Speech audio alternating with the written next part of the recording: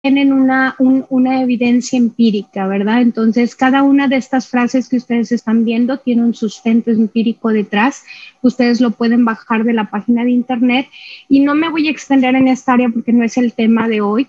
Sin embargo, se los quise poner porque muchas de estas frases son verdades que rompen mitos muy frecuentes acerca de los trastornos de la conducta alimentaria, como el primero que vemos ahí, que es mucha gente con un trastorno de la conducta alimentaria se ve saludable a pesar de que puede estar extremadamente enfermo.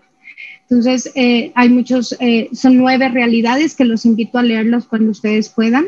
Entonces, para hablar de los trastornos de la conducta alimentaria, primero tenemos que entender el espectro del comportamiento alimentario.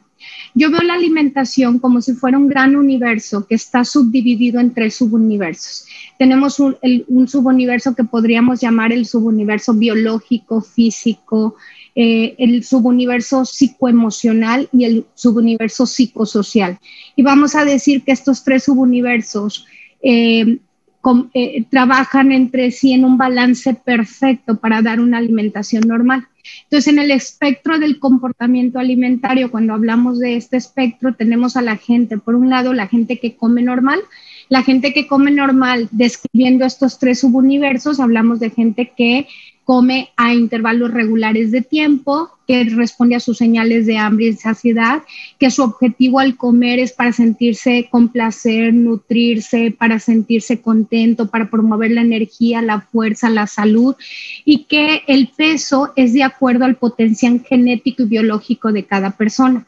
Desde el aspecto emocional, el tener una alimentación que tenga este balance entre estos 3 subuniversos permite que la persona pueda experimentar la felicidad, permite que la persona puede experimentar el placer, y se dice que en términos generales una persona que tiene una alimentación normal no pasa más de un 20% de su tiempo despierto, su tiempo en vigilia, pensando en peso, comida, ejercicio, calorías, qué va a pasar con mi cuerpo, con lo que como, etcétera. Y desde el aspecto psicosocial, el comer en forma normal fuertemente influye en la integración social, ¿verdad? Yo digo que hasta cuando nos morimos nos cafetean, entonces los grandes negocios se cierran en la mesa de comida, hablamos de los festejos son alrededor de la mesa de comida, entonces la alimentación es una forma muy importante en la que nosotros socializamos. Siguiendo en esta flecha que les pongo en esta diapositiva, en el espectro del comportamiento alimentario viene lo que se conoce como la alimentación disfuncional. La alimentación disfuncional, yo digo que es un rubro enorme, es un espectro gigante que va desde lo más cercano a la normalidad hasta la patología. Entonces, y desde mi opinión, todas estas personas que están en esta alimentación disfuncional, conductas alimentarias de riesgo a la alimentación anormal antes de entrar a un trastorno de la conducta alimentaria. Todas estas personas, a partir de más o menos la mitad de este espectro en adelante, se ven igual de beneficiadas con un tratamiento como si fuera un trastorno de la conducta alimentaria, aunque no cumpla todos los criterios de diagnóstico, porque pueden tener las mismas complicaciones médicas, psicológicas y sociales que tiene un trastorno de la conducta alimentaria, aun y cuando estén antes del espectro, ¿verdad? Y cuando hablamos de alimentación disfuncional, que es todo este rubro que les explico en esta flecha que les marqué, hablamos de gente que tiene patrones irregulares con la alimentación, que tiende a tener una alimentación caótica, que tienden a comer no de acuerdo a sus señales de hambre y saciedad, y que su objetivo al comer es diferente a nutrirse. Usualmente lo hacen para determinar cierto cuerpo, para determinar cierto peso corporal, para manejar la ansiedad, para manejar estados de ánimo negativos, para manejar el enojo, la soledad, el aburrimiento. Por eso hemos visto un incremento muy importante en las conductas disfuncionales durante esta pandemia, porque las situaciones del contexto han influido para que la gente que tiene una mala relación con la comida empiece a utilizar la comida como una forma de el manejo de todas estas emociones negativas, como puede ser el dolor, el miedo, el enojo, la vergüenza, etcétera. Desde el aspecto físico, quien tiene una alimentación disfuncional, y repito, entre más se acerca al otro extremo del espectro, pues más marcado es, tienden a ser gente que continuamente está cansada, puede tener problemas del sueño, se sienten sin energía, tienen muchos cambios en el estado de ánimo. Yo digo que hay un viejo dicho que dice, ni le hables porque está a dieta, ¿verdad? Entonces, cualquier persona que tiende a restringir la comida empieza a sentir esa necesidad de ese malestar y ese cambio en el estado de ánimo. En términos generales, se dice que quien tiene una alimentación disfuncional puede pasar desde un 25 hasta un 65% de su tiempo despierto pensando en peso, ejercicio, comida, qué va a ser la comida de mi cuerpo, las calorías, etcétera. Y desde la parte social o psicosocial, este tipo de alimentación tiende a estigmatizar y tiende hacia el aislamiento social, que obviamente entre más se acerca a este lado del espectro, como les digo, va a ser más importante. A lo mejor inicialmente en esta parte de una alimentación muy desordenada, podemos decir, no, yo no voy a esa cena porque no quiero cenar porque estoy a dieta, entonces mejor no voy con mis amigos. Pero cuando ya me encuentro en esta parte del espectro, a lo mejor digo, yo no voy a esa cena porque no quiero comer, porque no quiero que me vean comer, porque no quiero estar con la gente. Entonces, este espectro disfuncional es enorme, es amplísimo y va, como les digo, desde lo que marcamos casi como una normatividad en nuestra sociedad hasta estar muy cerca de lo que es en sí la patología. Y luego finalmente tenemos en esta clasificación del espectro del comportamiento alimentario lo que son los trastornos de la conducta alimentaria, de los cuales les voy a hablar ahorita. ¿Qué son los trastornos de la conducta alimentaria? Son enfermedades mentales biológicamente influenciadas que vamos a reconocer porque la persona tiene conductas, pensamientos y emociones que son disfuncionales con respecto al peso y la figura y que impactan en una forma negativa en muchas áreas de su vida, como puede ser el área personal, familiar, en sus relaciones interpersonales, en el aspecto académico, laboral y en el contexto que le rodea y que afecta a quienes los padecen. Y un mecanismo central del desarrollo de los trastornos alimentarios, aunque sabemos que no es la única causa, un mecanismo central del inicio del desarrollo de un trastorno alimentario es hacer una dieta restrictiva. De hecho, aquellas personas que hacen dietas restrictivas o dietas muy disfuncionales tienen entre 9 y 12 veces más posibilidades que aquellos que no las hacen de entrar en un trastorno de la conducta alimentaria. Por ejemplo, en niños se han hecho estudios, hay un estudio en Canadá de 17,000 niños que reportó que aquellos niños que nunca habían hecho dieta tenían la posibilidad de desarrollar trastornos de comer en atracones de 1 a 2 veces comparado con aquellos que que hacían dietas en edades muy tempranas y que terminaban comiendo en atracones entre 8 y 12 veces más probable que la población que no hacía dietas, ¿verdad? Entonces, la clasificación de los trastornos de la conducta alimentaria son consideradas enfermedades mentales y están clasificadas en un manual que se llama DSM por sus siglas en inglés, que va en la 5ª edición que salió en el 2013 y ahí están ustedes viendo la clasificación donde tenemos los trastornos específicos que conocemos dentro de la conducta alimentaria, como es el trastorno evitativo restrictivo de la ingestión de alimentos o conocido como ARFID, la anorexia nervosa, la bulimia nervosa, el trastorno de atracones y tenemos otros trastornos de la ingestión especificados de la ingestión de alimentos y otros trastornos no especificados. Entonces, en términos generales, esa es la clasificación. Los trastornos de la conducta alimentaria son enfermedades que, aunque tienden a tener una baja prevalencia, tienden a altas complicaciones médicas y psicológicas. Y yo creo que lo más importante de lo que estoy diciendo ahorita es que un porcentaje muy importante de la población tiene estas conductas disfuncionales que, sin caer en los criterios diagnósticos, tienen conductas patológicas suficientes para generar complicaciones médicas y psicológicas y sociales en quienes las practican. Les puse ahí pequeñas definiciones a grandes rasgos de lo que son las diferentes definiciones de los trastornos de la conducta alimentaria. Entonces, la anorexia nervosa es una enfermedad caracterizada por quien la padece de tener un bajo peso para la edad y la talla, con un miedo intenso a subir de peso, comportamientos que interfieren para la ganancia de peso, con una alteración o una distorsión de la imagen corporal, la negación de la seriedad del bajo peso y que el paciente exhibe una falta de habilidad para reconocer la seriedad del bajo peso y por eso estas conductas ambivalentes de sí me doy cuenta que estoy mal, pero yo puedo o no me pasa nada, ¿verdad? La bulimia nervosa es un paciente que puede tener peso dentro de cualquier espectro, ya sea peso normal, sobrepeso u obesidad, y que se va a caracterizar por tener atracones recurrentes de comida cuya característica principal es que son incontrolables, es decir, el paciente dice, yo ya no quiero seguir comiendo y no puedo parar, y posterior a ello, desarrolla conductas de purgación o conductas de deshacerse de lo que ha comido, ya sea en forma activa, como la más frecuente que se conoce, que es el vómito, el uso de laxantes, o en forma pasiva, como por ejemplo puede ser hacer ejercicio, saltarse comidas, buscar quitar ciertos alimentos con la idea de purgar o de deshacerse de las calorías que se han comido.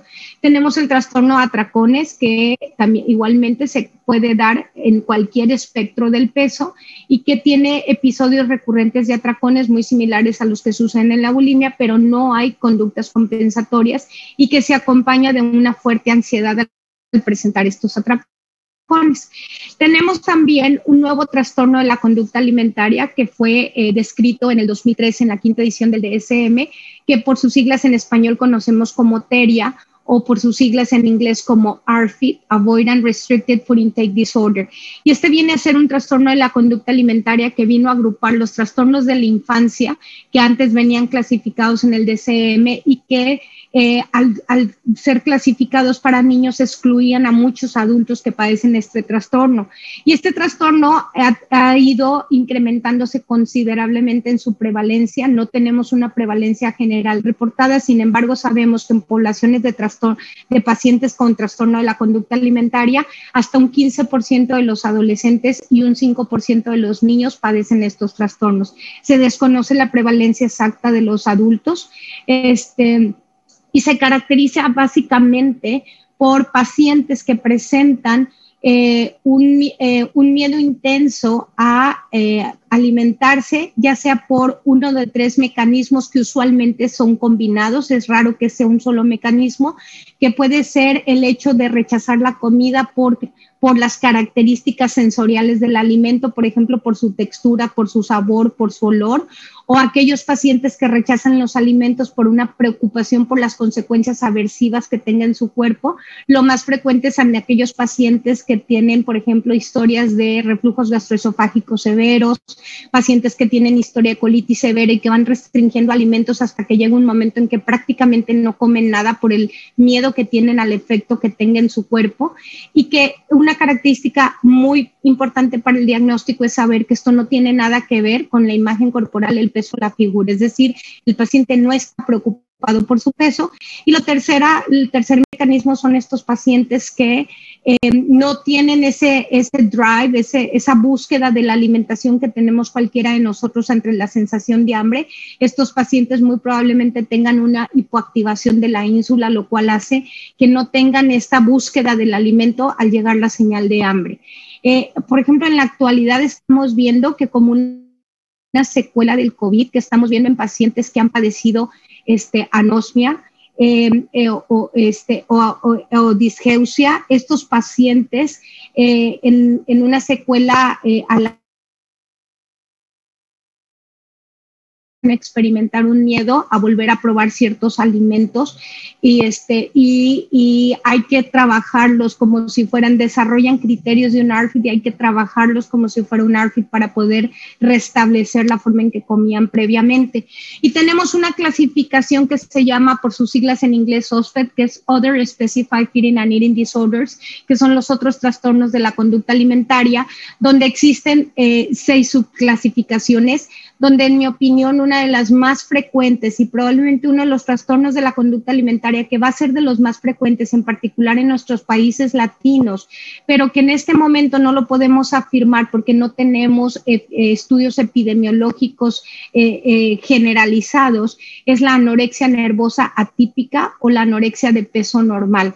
En estadísticas que se han reportado en los Estados Unidos se reporta, mientras que la anorexia nervosa clásica tiene una prevalencia entre el 0.5 y el 1.5% de la población general, la anorexia nervosa atípica es una enfermedad que se reporta en los Estados Unidos en el 3% de la población. Mi opinión es que en los países latinos la vamos a ver cada vez más frecuente porque este es el tipo de pacientes que tiene conductas, pensamientos y emociones igual que el paciente que padece anorexia, pero su peso es normal o incluso por encima de lo normal. Lo vemos muy frecuentemente en pacientes que bajan una gran cantidad de peso y que vienen de sobrepeso u obesidad, pero aún así se mantienen en un peso elevado o en un peso dentro de lo normal. Existen otros trastornos de la conducta alimentaria, más bien otros trastornos relacionados que no están clasificados como un trastorno de la conducta alimentaria, pero que creí prudente mencionar por la frecuencia con la que lo escuchamos de nuestros pacientes. Uno de estos es la ortorexia nervosa, que no es un trastorno de acuerdo al DSM-5, no es un TCA, perdón, pero que son aquellos pacientes que se adhieren muy estrictamente a una alimentación saludable y que por esto sufren la salud, la escuela, el trabajo, la vida, porque están muy enfocados en esto en una forma muy obsesiva y tienen muchas similitudes con la anorexia, y esto hace que haya una restricción importante de comida y que por lo mismo pueda haber las mismas complicaciones físicas y psicológicas que cuando se padece anorexia. Y la dismorfia muscular, que está considerada un tipo de trastorno obsesivo compulsivo, se ha asociado con un tipo de trastorno más común en hombres que se conoce como anorexia en reversa o anorexia muscular, y es donde estos pacientes que desean un cuerpo muy grande, libre de grasa y muy musculoso. Entonces, algunos puntos importantes acerca de los trastornos de la conducta alimentaria es que su prevalencia se ha incrementado en las últimas décadas, que tienen serias consecuencias de salud, tanto física como mental, y desafortunadamente la proporción de aquellos que se recuperan es baja. Estadísticamente, cuando tenemos trastornos de la conducta alimentaria en niños y adolescentes, el porcentaje de recuperación puede ser del 100%. Sin embargo, cuando estos trastornos se cronifican, y aquí es donde entra la gran responsabilidad que tenemos los clínicos de reconocerlos a tiempo, porque se han hecho estudios para determinar el número de pacientes o la exposición que han tenido médicos y clínicos a pacientes con trastornos de la conducta alimentaria, y ha habido quien ha contestado después de 30 o más años de práctica que nunca ha visto un paciente con esto. Entonces, lo que nos queda claro es que nos falta mucho por diseminar de información para que los clínicos aprendan a reconocer estos trastornos que se pueden manifestar de cualquier forma física, y que cuando se dejan cronificar, desafortunadamente solamente el 30% de los pacientes crónicos llega a la recuperación total. Y como les decía, algo bien importante es que las expresiones subclínicas o los síndromes parciales son los que se encuentran más extendidos, y que podemos tener complicaciones médicas y psicológicas similares con trastornos que no cumplen con todos los criterios, igual que cuando tienen todos los criterios. Se estima que cerca de 70 millones de personas en el mundo sufren un TCA, un trastorno de la conducta alimentaria, y al menos una persona muere cada 62 minutos por un trastorno de la conducta alimentaria. Y como les dije, tienen una alta morbimortalidad, tanto médica como psiquiátrica, que pone en riesgo la vida independientemente del peso corporal. Se presentan en cualquier edad, típicamente el espectro de edad que se maneja usualmente es entre 12 y 25 años, pero sabemos que lo podemos ver en edades muy pequeñas, tan pequeñas como 3, 4 años de edad, y lo podemos ver en la tercera edad. Y como les decía, los trastornos de la conducta alimentaria son curables. Desafortunadamente, solamente 2 de cada 10 personas que los padecen se encuentran o reciben tratamiento en algún momento de su vida. Pueden ser mortales. La anorexia hasta el año pasado estaba considerada la enfermedad psiquiátrica con el mayor rango de mortalidad. En este momento es precedida solamente por la adicción a opiáceos, y el rango de mortalidad asociado con la anorexia es 12 veces mayor que el rango de mortalidad de todas las otras causas de muerte para mujeres entre 15 y 24 años de edad. Y los trastornos de la conducta alimentaria son la tercera causa de enfermedad crónica entre adolescentes y adultos jóvenes, precedido solamente por asma y obesidad. Y 26% de quienes los padecen en algún momento de la enfermedad intentan el suicidio. ¿Por qué hablo tanto de la anorexia? Porque probablemente es el trastorno de la conducta alimentaria que mejor conocemos, es el que más se ha estudiado. Es una enfermedad de baja prevalencia, pero alta en complicaciones médicas, que como dije, su inicio generalmente es en la adolescencia. Ya hablamos de que tiene un alto rango de mortalidad, y que muchos de estos pacientes pueden llevarse hacia un curso crónico y severo, y que ya en edades adultas y en estados crónicos el porcentaje de recuperación es muchísimo más bajo. El rango de mortalidad de la anorexia es aproximadamente 12 veces más que todas las otras causas de muerte para adolescentes y mujeres adultas jóvenes, y desafortunadamente no hay un solo medicamento que haya sido probado efectivo para estos trastornos. ¿Y qué lo causa? Hablar de una sola causa sería falso porque no son enfermedades sumamente complejas que las llamamos multifactoriales, ¿verdad? Y como toda enfermedad crónica puede tener factores que las predisponen, factores que las precipitan y factores que las perpetúan. Entonces, dependiendo del momento de tratamiento en el que esté el paciente, son los factores que debemos de abordar para ayudar al paciente a alcanzar la recuperación total. Y como ustedes pueden ver aquí, un factor precipitante y por eso se considera un mecanismo central de inicio de los trastornos alimentarios, son estas alteraciones en la dieta o en la alimentación. Como les digo, la etiología es multifactorial, es una gama muy grande de diferentes factores complejos que se unen para el desarrollo del trastorno de la conducta alimentaria. Y aquí les pongo este ejemplo. Pensemos, por ejemplo, en diabetes tipo 1, donde lo que sucede es que la persona que la padece no puede comer azúcar de la misma manera que los demás, porque el páncreas, como todos sabemos, no produce las enzimas necesarias para alimentar a las células y literalmente podemos decir que el paciente se muere de hambre. Sin embargo, si yo les pregunto a ustedes, ¿quién de ustedes después al escuchar la palabra diabetes piensa en una enfermedad biológica? Probablemente la gran mayoría va a levantar la mano. Tal vez muy pocos vayan a pensar que su origen es sociocultural o es psicológico. Sin embargo, cuando pensamos en un trastorno de la conducta alimentaria, pensamos en una enfermedad biológica, psicológica o social. Probablemente la gran mayoría va a pensar que esto es una enfermedad psicológica, tal vez es una enfermedad social.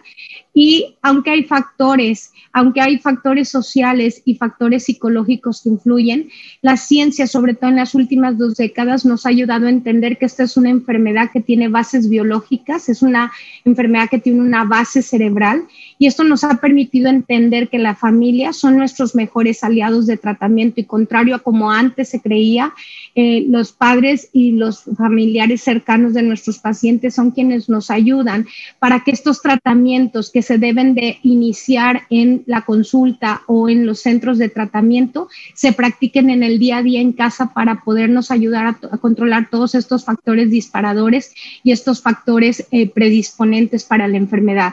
Y uno de estos factores muy importantes es el temperamento. El temperamento, como la mayoría de ustedes saben, tiene una base genética muy importante, y los pacientes que desarrollan un trastorno de la conducta alimentaria usualmente tienen temperamentos muy específicos. Esto es como si hiciéramos la comparación con el cigarro. Todos sabemos que el cigarro causa cáncer. Todos conocemos gente que fuma, pero no necesariamente toda la gente que conocemos que fuma tiene cáncer. Entonces, ¿qué sucede? Sucede que hay que tener una vulnerabilidad para que aún fumando se desarrolle el cáncer. Entonces, haciendo una analogía simplista, lo mismo sucede en el trastorno alimentario.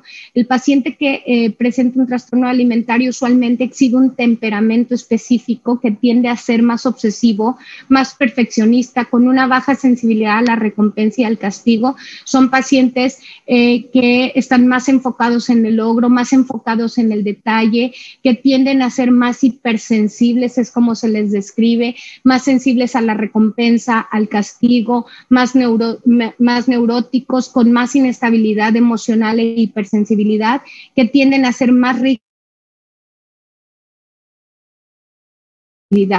Y cuando se exhiben estos rasgos del temperamento y se asocian con el carácter que se va a ir formando a través de las experiencias de vida, esto va a ir marcando los rasgos de la personalidad y puede hacer que este paciente se vuelva más reactivo al estrés, a la emocionalidad negativa y que tiende a evitar el daño. Y cuando todos estos rasgos en esta personalidad se unen en una dieta restrictiva, es donde reacciona el cerebro y es donde se produce la enfermedad. Entonces, los hallazgos recientes de estudios de genética del comportamiento sugieren que esta vulnerabilidad biológica puede ser de naturaleza genética, donde se juntan los genes y en el entorno para dar esta personalidad y comportamiento. Dentro de los estudios genéticos que se han hecho, sabemos que los trastornos de la conducta alimentaria corren en familias. Hay estimados de herencia que van del 40 al 80%, y sabemos que las experiencias únicas son mucho más impactantes que las experiencias compartidas. Esto quiere decir que experiencias como, por ejemplo, un bullying, el que una figura de autoridad emocional se burle de mi cuerpo, me critique el cuerpo, el acoso, el abuso, tiene muchísimo más impacto que que las experiencias compartidas, como puede ser un panorámico, leer una revista, una película de moda, una modelo. Entonces yo no digo que este ambiente no influya, sino que tiene un impacto mucho menor que aquellas experiencias que son únicas, y hay una fuerte interacción entre los genes y el ambiente, y esto nos lleva a que las personas que tienen una madre o una hermana que padece anorexia tienen 12 veces más probabilidades de desarrollar anorexia que las que no lo tienen, y con respecto a la bulimia hay 4 veces más probabilidades de aquellos que no tienen antecedentes familiares. Los estudios de gemelos han demostrado una mayor tasa de trastorno alimentario cuando son idénticos. Entonces, en el estudio de los trastornos, en el estudio genético de los trastornos alimentarios, hemos pasado como por etapas. Hemos tenido nuestros estudios de familia donde hemos logrado saber que hay un riesgo incrementado, como les dije, cuando se tienen familiares de primer grado. Sin embargo, estos estudios no nos pueden describir si esto es por natura o por crianza. Entonces hicieron estos estudios de gemelos para tratar de identificar estos genes, y se llegó a la conclusión que los factores genéticos juegan un papel crucial y que existe una heredabilidad para los trastornos de la conducta alimentaria, particularmente la anorexia y la bulimia, que son los que se han estudiado, y se ha logrado determinar que los genes son más poderosos que la cultura. Posteriormente, porque con estos estudios no pudimos identificar los genes específicos, se empezaron a hacer los estudios que se llaman de GWAS o de Genome-Wide Association Study, estudios de asociación del genoma amplio, y estos han demostrado, en el último estudio que se hizo, que se reportó en el 2019 con la doctora Watson y más de 200 investigadores a nivel mundial, se encontraron 8 losis que están asociados a los trastornos de la conducta alimentaria, particularmente la anorexia, que fue lo que se estudió con una muestra de 70,000 gentes. Y ellos encontraron en diversas categorías que estudiaron estas correlaciones. Desde mi punto de vista, una de las correlaciones más importantes que encontraron ellos fue que hay una correlación inversamente proporcional con factores metabólicos, y esto está relacionado con el porcentaje de grasa y el porcentaje de índice de masa corporal. Y lo que ellos encontraron es que básicamente esta correlación inversamente proporcional nos dice que a mayor índice de masa corporal, menor anorexia, o por el contrario, a menor índice de masa corporal, menor anorexia. Entonces, los genes son los que causan los comportamientos premórbidos, causan estos comportamientos, estos temperamentos, y hay una interacción muy importante entre genes y ambiente. Este es el título del estudio que les comento que se reportó el año pasado, es el estudio de ANGI, que es el Anorexia Nervosa Genetic Initiative. En este momento estamos ya trabajando en el EGI, el Eating Disorders Genetic Initiative. Mi asociación Comenzar de Nuevo está llevando a cabo el EGI para todo México y Latinoamérica, y estamos recopilando en este momento las muestras para poder identificar otros losis de riesgo asociados a otros trastornos de la conducta alimentaria diferentes a la anorexia, específicamente bulimia, trastorno por atracón, anorexia atípica y los otros trastornos de la conducta alimentaria. Pero cuando se hizo este estudio, los autores concluyeron que en base a estos hallazgos en esos losis específicos, sobre todo en estos de tipo metabólico, donde encontraron que a mayor porcentaje de grasa corporal, menor anorexia, se pudo determinar que se hizo unas correlaciones genéticas y se pudo determinar que el origen de la anorexia pudiera ser de una enfermedad metabopsiquiátrica. Entonces, y en mi opinión, en muy poco tiempo vamos a hablar de una enfermedad neuroendocrino-psiquiátrica. Lo que sucede aquí es un estudio de pacientes recuperados de anorexia, donde vemos cómo el paciente recuperado tiene una activación mucho menor del área de la ínsula, que es el área que está relacionado al placer con la comida, y que esto es muy marcado al ser comparado con pacientes de peso normal. Igualmente en el ARFID, como decíamos, el trastorno evitativo restrictivo de la ingesta alimentaria, que no está relacionado a la distorsión de la imagen corporal, al peso, a la figura, sino que son pacientes que por otros mecanismos mecanismos rechazan la alimentación. Aquí vemos una resonancia funcional de un paciente sin trastorno de la conducta alimentaria, un control sano, ¿verdad? Y aquí vemos un paciente con ARFID y cómo hay hallazgos sugestivos en el ARFID similares a los que vemos en adolescentes con anorexia, donde existe esta hipoactivación en todo el circuito neuronal que tiene que ver con el apetito al compararlo con los controles. Entonces, cuando nosotros tenemos un estado de seminanición, un estado de dieta restrictiva, donde hablemos por dieta no es dejar de comer. Con mucha frecuencia yo escucho en mi consultorio papás, mamás, incluso médicos que me dicen, pero yo la veo comer, pero es que sí come. Comer es comer lo que necesita mi cuerpo. Comer 1000 calorías al día, 1200 calorías al día en un cuerpo que está en desarrollo, eso no es comer, eso es un estado de seminanición. Y el estado de seminanición asociado a estas vulnerabilidades genético-biológicas que hemos estado hablando, desata este ciclo de comportamientos obsesivos en torno a la comida, donde el paciente tiende a tener más síntomas depresivos, donde todo este temperamento obsesivo, perfeccionista, ansioso, que tiende a ser más negativo, más emocionalmente negativo, al entrar en un estado de inanición se exacerba y se vuelve ahora sí más depresivo, más ansioso. Yo digo que la dieta restrictiva hackea los circuitos neuronales, ¿verdad? Entonces, cuando tenemos una persona que no tiene un TCA, nosotros comemos y al comer sentimos satisfacción, calma, placer, disfrute. Comemos y seguimos con nuestra vida. Y aún cuando hayamos comido mucho, vamos a decir, ay, comí mucho, pero sigo con mi vida. O a lo mejor, ay, me quedé con tantita hambre, pero sigo con mi vida. Esto no me frena. Esto no es la parte más importante de mi vida. Yo digo que cuando se lo trato de explicar a los padres, les explico, es como tenemos en nuestro pensamiento, tenemos un espectro bien grande donde entran amigos, familia, relaciones interpersonales, mis metas, la escuela, el trabajo, o sea, todas las cosas que me interesan, y conforme me voy desnutriendo, todo eso se va, yo digo que se conifica, se hace como un cono, y hay un momento en donde nada más pienso en peso, comida, ejercicio, qué va a pasar con mi cuerpo, qué va a pasar con las calorías. Entonces, cuando una persona desarrolla un TCA, al comer empiezan a incrementarse muy importantemente los pensamientos obsesivos, aumenta mucho la ansiedad.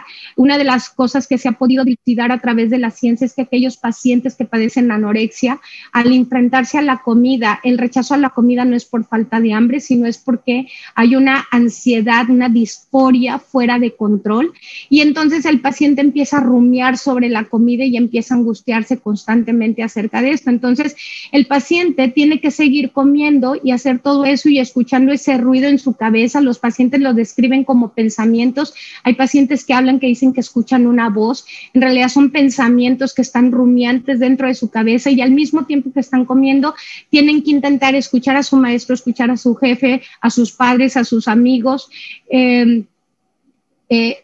y seguir trabajando, porque cómo le van a hacer para concentrarse, para rendir, para trabajar, para estudiar con todo ese ruido, cómo tienen que intentar concentrarse en la escuela, intentar ir a trabajar. Entonces les puse este ruido para que ustedes vean cómo lo describen nuestros pacientes, cómo tengo que estar en la escuela, y mientras estoy en la escuela y estoy tratando de contestar un examen, nada más estoy pensando en lo que desayuné en la mañana y qué va a pasar con mi cuerpo y cuánto voy a subir y cuánto voy a bajar y qué voy a hacer al rato para que esto me quede. Entonces, ese ruido no los deja, es un ruido que abruma, y de repente el paciente se da cuenta que cuando no come puede concentrarse mejor, puede pensar mejor. Entonces, ¿qué sucede en el cerebro cuando comemos? Se han hecho estudios cuando esto sucede. Cuando comemos y la señal viene del intestino hacia el cerebro, esta señal se mueve hacia el tálamo, justo donde está la ínsula, y en la ínsula, como les decía hace un rato, esta es la parte del cerebro que nos da la señal de hambre y saciedad.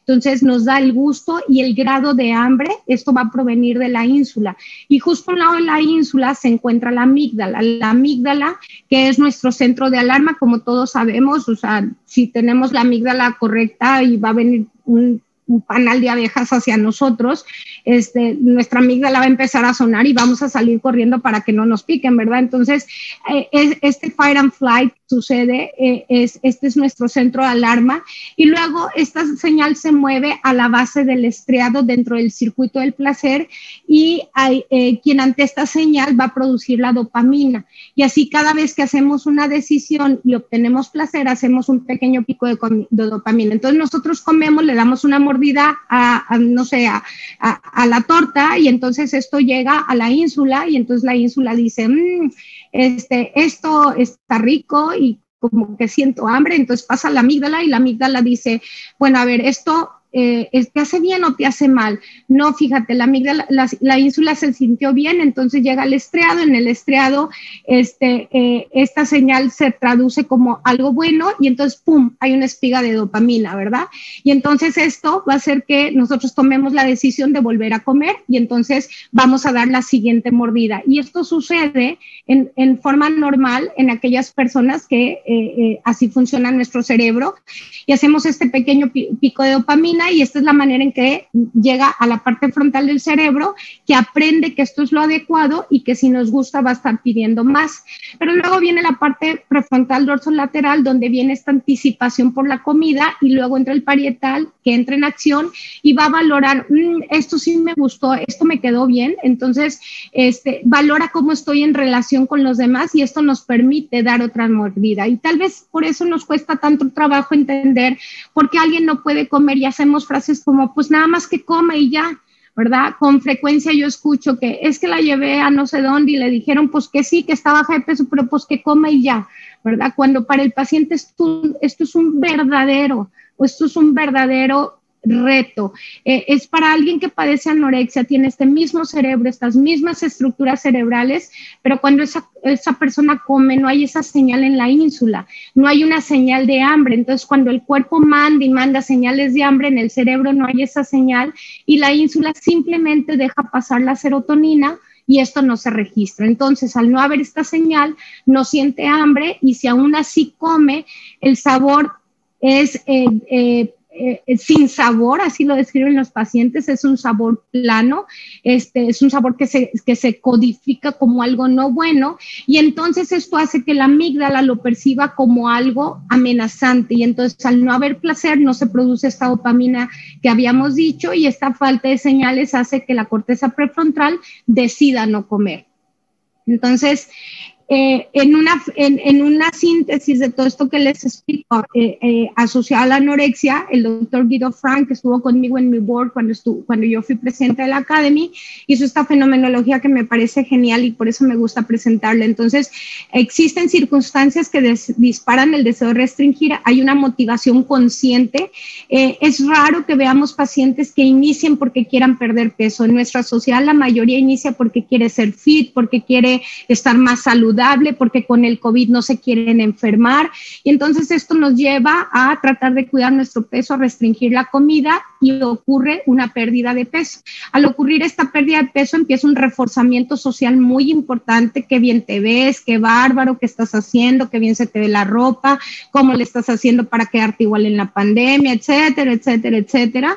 Pero al mismo tiempo, con esta pérdida de peso hay una pérdida grasa, y empiezan cambios neuroendocrinos, donde nuestras hormonas intestinales cambian la señal de necesitar comer, empieza a haber alteraciones a nivel de hormonas sexuales que bajan, aumenta el cortisol, hay cambios en los neurotransmisores, y empieza a alterarse este circuito dopaminérgico que les decía, empieza la predicción al error incrementado, y esto hace en una persona normal que regrese una señal de motivación consciente para volver a comer, y entonces la persona vuelve a comer, ¿verdad? Porque su cabeza, en quien padece un trastorno de la conducta alimentaria se suma esta vulnerabilidad genético-biológica de la que hablábamos, y entonces la cabeza le dice no comas, mientras que su cuerpo le dice tengo hambre, y este mismatch en el que cae el paciente, donde mi cabeza me dice que haga una cosa pero mi cuerpo me grita otra, es lo que hace que se activen, se perpetúen estas conductas, y esto, la ansiedad enfermedad activa el circuito del control de la dopamina mediada por la ingesta alimentaria, hay alteraciones dopaminérgicas que eventualmente con estas vulnerabilidades que estoy hablando llevan al desarrollo de la anorexia, ¿verdad? Entonces, los investigadores también han notado que los comportamientos alimentarios anormales y los cambios resultantes en el cuerpo causan una interrupción en los niveles de serotonina, lo cual puede provocar depresión y ansiedad, tanto en los que comen poco como en los que comen demasiado. Y yo digo que la inanición, independientemente del peso corporal, es la llave de todas las puertas y eventualmente pueden provocar que abran otras afecciones de salud física o de salud mental. Entonces, como decíamos, hay una afectación en todos estos circuitos neuronales, también en estas hormonas. Es una enfermedad metabopsiquiátrica. El estrés por sí solo desencadena la producción y liberación de una hormona llamada cortisol, que hay una preparación de sistemas corporales frente a las amenazas, otros órganos se preparan ante esto, se eleva el cortisol, disminuye el apetito. Actualmente no está claro si los cambios en las hormonas del estrés son una causa o un resultado de los trastornos alimentarios. Entonces, imagínense que tenemos un caso clínico donde tenemos dos niñas de la misma edad, la misma etnia, el mismo estrato socioeconómico, ambas de la misma estatura, ambas han perdido 18 kilos en los últimos 3 meses a través de restringir la comida, usar pastillas de dieta, purgaciones o ejercicio excesivo. Y entendamos por purgaciones no necesariamente una purgación activa, patológica, como el vómito o el laxante.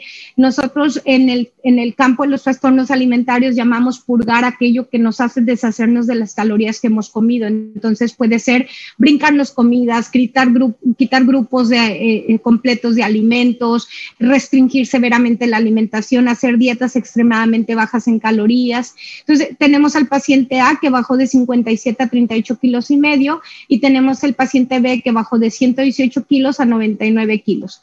Entonces, ¿qué pasa? El paciente A inmediatamente es evaluado para trastorno de la conducta alimentaria o conductas alimentarias de riesgo, referido a tratamiento especializado, y la enfermedad duró 4 meses. El paciente B primero se le felicita por los logros para perder peso. La mamá expresa algo de preocupación por su alimentación. Estos son casos reales. Le decía a su doctor, es que yo veo que come bien poquito y luego come y se va a hacer 4 horas de ejercicio. No, qué bueno que ya cambió su forma de pensar.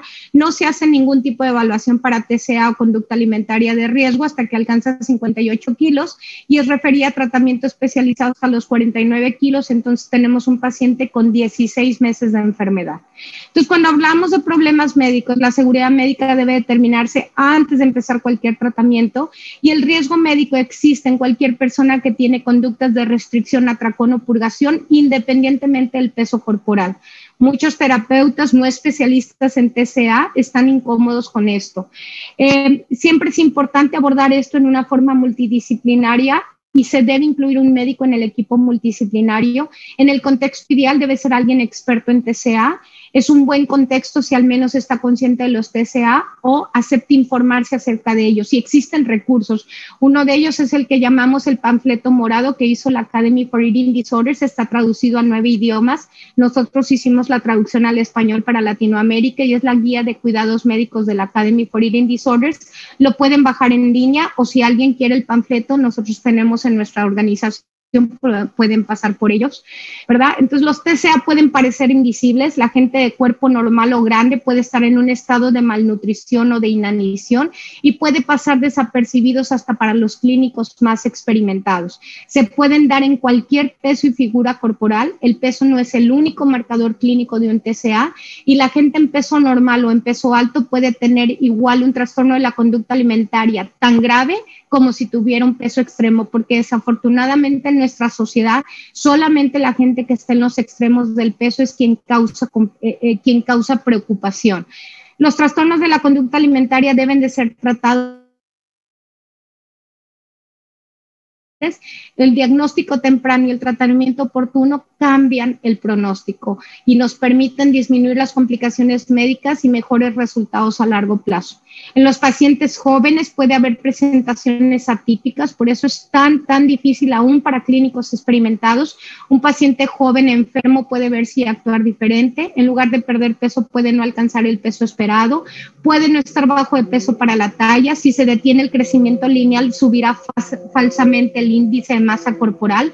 Se dice en algunas publicaciones que existen que aquellos pacientes que durante la etapa de la adolescencia tienen una anorexia, padecen una anorexia grave, pueden perder hasta 15 centímetros de estatura final. Pueden no expresar miedo a ganar peso, a la distorsión de la imagen corporal. Ya vimos que existen todo el espectro de trastornos alimentarios que no están asociados a la distorsión de la imagen corporal, y los pacientes con sobrepeso o obesidad tienen un mayor riesgo de que no se les haga un diagnóstico temprano.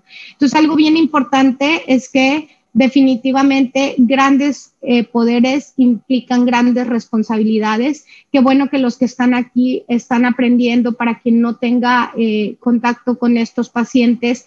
Posiblemente, y yo espero que al terminar esta plática, más de uno de ustedes diga, en realidad sí he visto pacientes con trastornos alimentarios y no los habíamos podido identificar. Es bien importante determinar el nivel apropiado de tratamiento y establecer cuáles son las complicaciones médicas, porque primero es salvar la vida y esto es lo primero que debemos de actuar. Después, ofrecer un tratamiento que esté basado en la evidencia y esto puede incluir tener que referir con otro profesional. Entonces, ya hablando de las complicaciones médicas, son enfermedades que afectan cada órgano, cada célula, cada sistema del cuerpo, teniendo un fuerte impacto neuroendocrino, y el abanico de complicaciones médicas es enorme y va a depender de lo que está haciendo el paciente. Tenemos complicaciones para las conductas restrictivas, las conductas purgativas, las conductas de atracón, y hay complicaciones que van a lo largo de todos los tipos de conductas disfuncionales con la alimentación.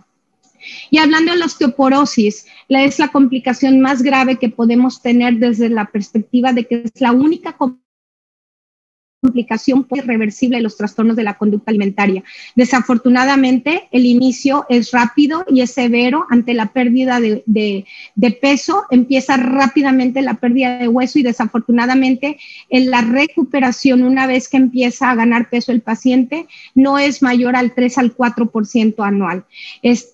Lo que sucede, como todos ustedes saben, es que durante los primeros 20 años de vida vamos a alcanzar el 90% del pico de masa ósea, y para quien yo digo que es cuando el paciente hace el afore para el retiro de hueso, entonces hace su reserva de hueso durante este tiempo para cuando llega hacia la edad adulta. Pero aquellos pacientes que padecen un trastorno alimentario durante la adolescencia nunca hacen esta reserva o este banco de huesos.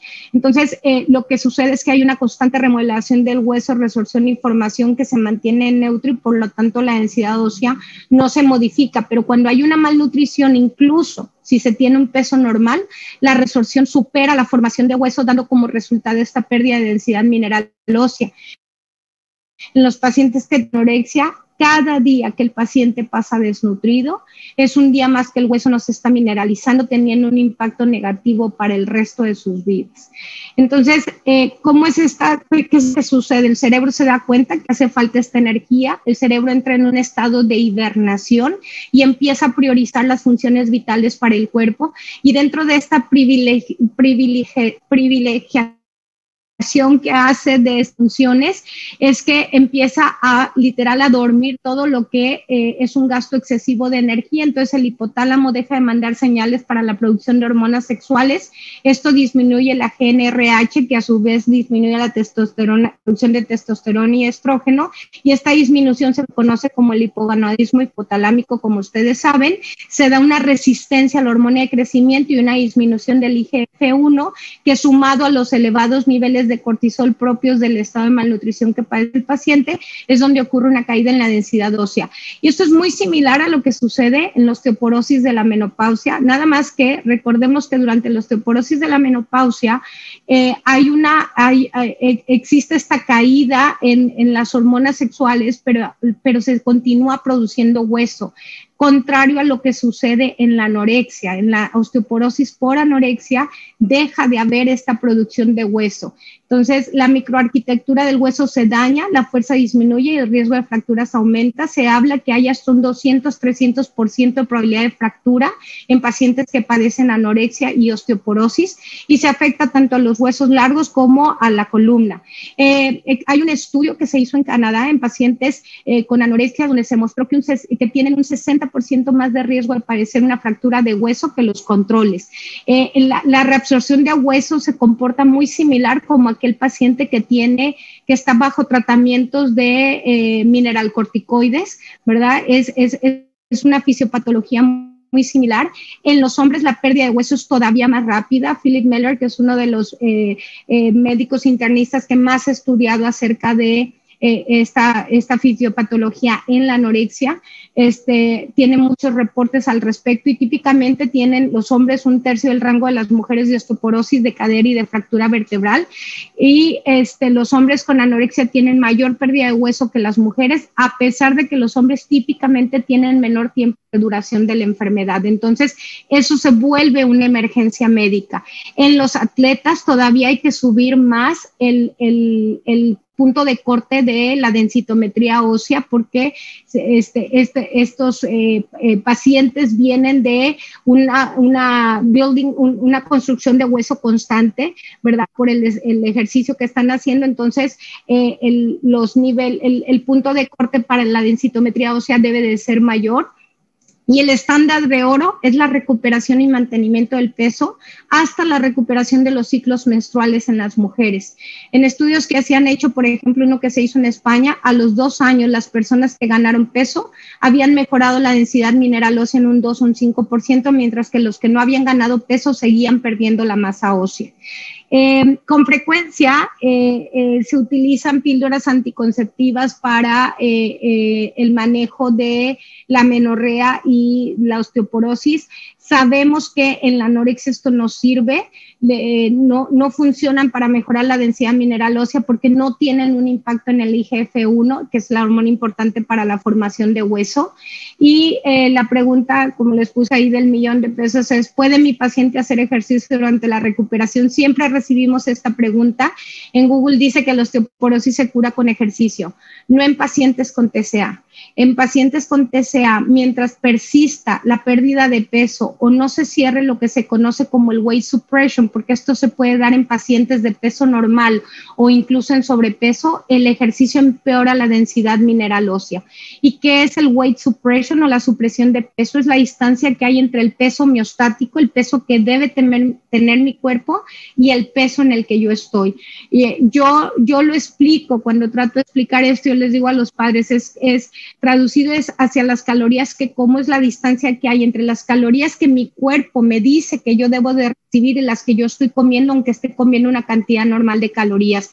Por ejemplo, sabemos que los pacientes recuperados de trastornos muy restrictivos como la anorexia requieren arriba de 3, 4, hasta 5, 6,000 calorías al día para la recuperación.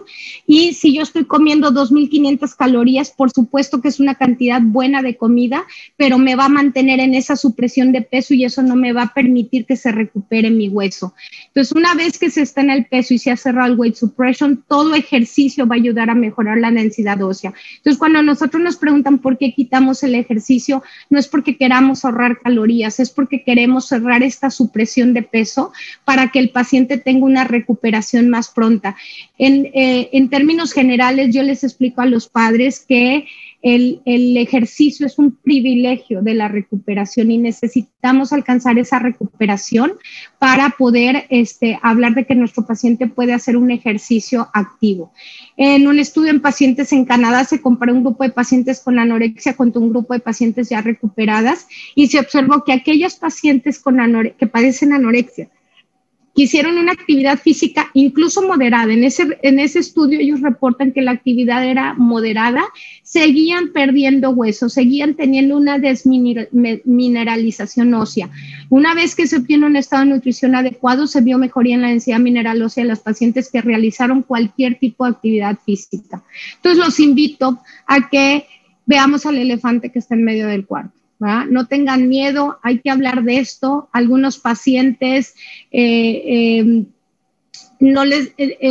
algunos médicos y esto me toca con mucha frecuencia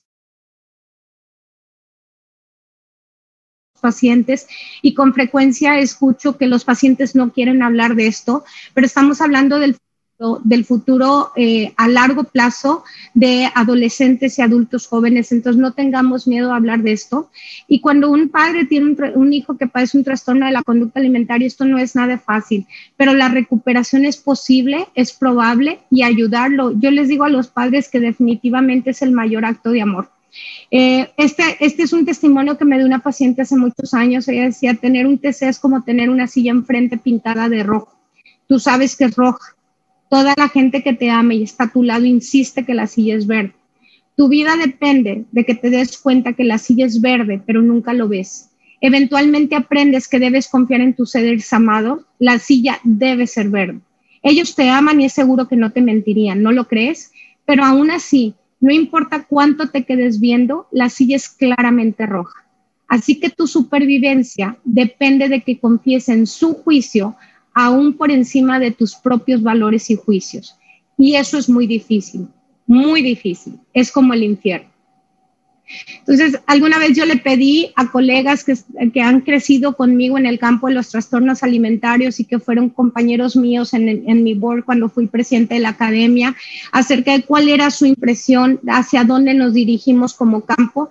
No se los quise traducir porque creo que es más significativo que lo escuchemos como ellos lo dicen, que lo leamos como ellos lo dicen, pero todos coincidimos en que a la fecha sabemos que los TCA son enfermedades muy complejas, donde la biología, la genética, lo social y lo psicológico juegan cada uno un rol muy importante. Existe un importante componente neurobiológico y metabólico y no solamente emocional en la causa de estas enfermedades tan devastadoras, lo que debe marcar la pauta para nuestros tratamientos. Nos corrobora la importancia de que nuestros pacientes en recuperación alcancen una adecuada nutrición y peso saludable para sus características individuales y que quitemos viejas ideas como culpar a los padres, entendiendo que estas enfermedades son muy complejas donde se juntan todos estos roles que les he dicho. Estamos viviendo un verdadero parteaguas en nuestro campo y aunque todavía nos falta mucho por hacer y aprender, nos debe motivar a seguir investigando para conocer mejor los aspectos metabólicos y neurobiológicos de la enfermedad y desarrollar mejores y más efectivos tratamientos y con efectos a largo plazo. Yo quisiera imaginar que lleguemos el día en que cada individuo que padezca un trastorno de la conducta alimentaria pueda ser atendido debidamente y nuestra comunidad de profesionales logre llevar protocolos estandarizados de tratamiento bien desarrollados y mantenerse en constante comunicación y colaboración. Y eso requiere toda una comunidad. Finalmente, me quiero tomar el tiempo para darles un comercial. Por primera vez en Latinoamérica vamos a tener el Congreso Mundial de Trastornos de la Conducta Alimentaria. Va a ser aquí en Monterrey en junio del 2022, será este año. Va a ser en Sintermex. Vamos a tener plenarias para médicos que no es su área de especialidad, pero que quieren aprender más de los trastornos y de la identificación que quieren aprender más, sobre todo en la identificación de los trastornos de la conducta alimentaria, y vamos a tener plenarias para cuidadores y para padres. Entonces los espero. Y pues muchas gracias y los invito a que nos sigan en todas nuestras redes. Tenemos una línea de ayuda que es www.comenzardenuevo.org/helpline, donde la gente puede comunicarse sea por mensaje, por teléfono o por correo electrónico, y ahí reciben asesorías y guías para poder saber qué es lo que sigue en esto que hay que transitar. Y pues muchas gracias. Eva, muchísimas gracias por esta interesantísima charla. Está cargada de información que fácilmente podemos aplicar en el consultorio y generar ese cambio que tú nos estás solicitando para trabajar en equipo. Y justamente nos hacen una pregunta que en el caso de un paciente adulto que se recibe en la consulta y que se detecta que tiene alta sospecha de tener un trastorno de la conducta alimentaria, ¿cómo es el abordaje o a dónde se puede referir? Con todo gusto. Miren, Lo pueden referir a nuestra línea de ayuda. Esta es una línea latinoamericana. De hecho, es una línea que hicimos junto con Facebook, Instagram y TikTok. Entonces, nosotros recibimos gente de 11 países diferentes. Ahí los pueden asesorar acerca de hacia dónde se tienen que dirigir. Existen cuestionarios de cribado rapiditos de 5 o 6 minutos de duración que nos pueden ayudar a identificar un paciente para poder decir, tienes que seguir estudiando esto, ¿verdad? Entonces, hay un estudio hay una encuesta que se usa entre médicos de primer contacto que se llama SCOFF. Entonces, son 5 o 6 preguntas que hablan acerca del ejercicio, de las conductas purgativas y de las conductas de restricción, para que el paciente para que el clínico pueda identificar en forma muy rápida un paciente a quien debe sugerir seguir investigando acerca de su forma de comer, ¿verdad? O acerca de cómo está la función que tiene la alimentación en su cuerpo, en su vida, el impacto que está teniendo no nada más en su nutrición o en su cuerpo, sino también en su parte social y en su parte psicológica.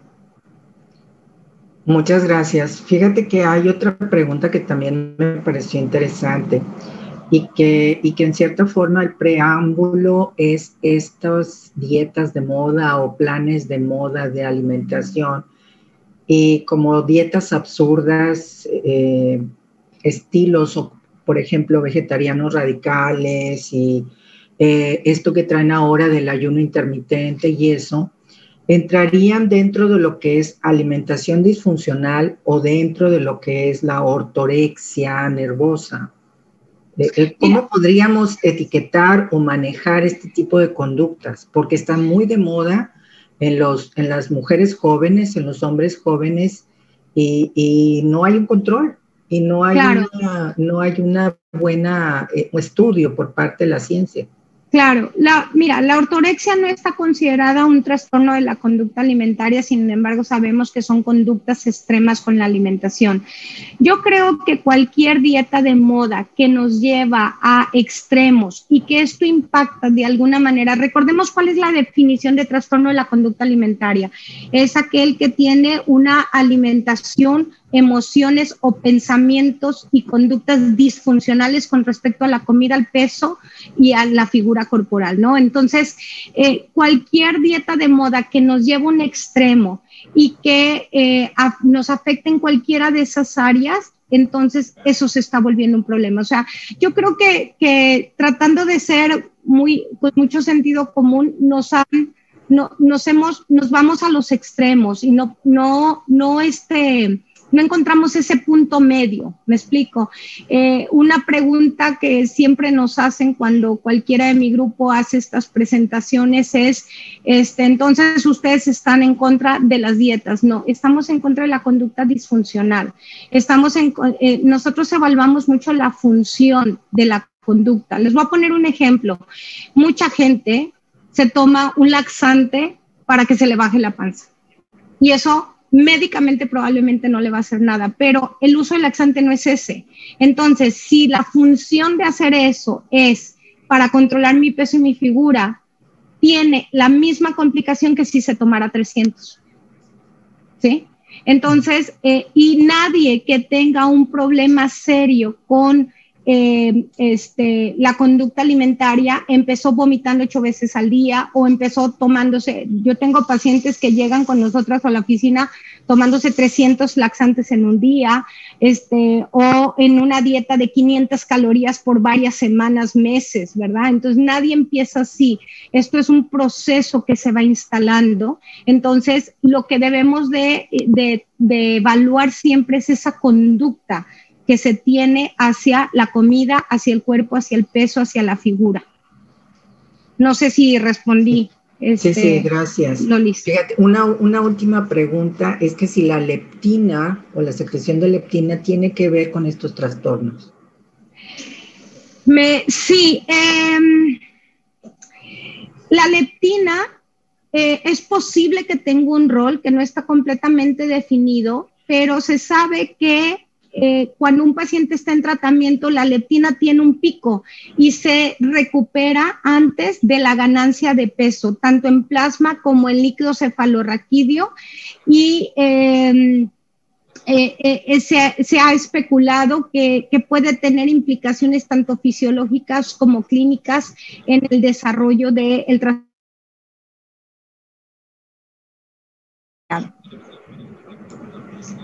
Bueno, pues yo creo que estas son todas las preguntas. Te agradecemos mucho que nos hayas acompañado, que nos hayas ilustrado sobre este tema tan interesantísimo y sobre todo que nos hayas dado todas esas perlitas de aplicación para el consultorio. Y pues muy buenas noches a todos. Gracias, Eva. Gracias, Omar. Al contrario, gracias por la invitación. Muchas gracias. Gracias a Laboratorios Amgen, que nos apoyó para la realización de este evento, ¿verdad? Adelante. Al contrario, gracias a ustedes, doctores. Hasta luego. Extraordinario, Evita. Te felicitamos mucho. Gracias. Hasta luego. Muchas gracias por todo, ¿eh?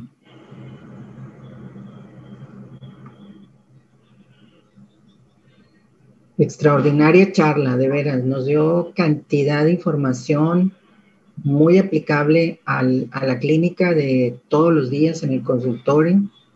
Y valdría la pena extendernos, doctor, con otra sesión con ella.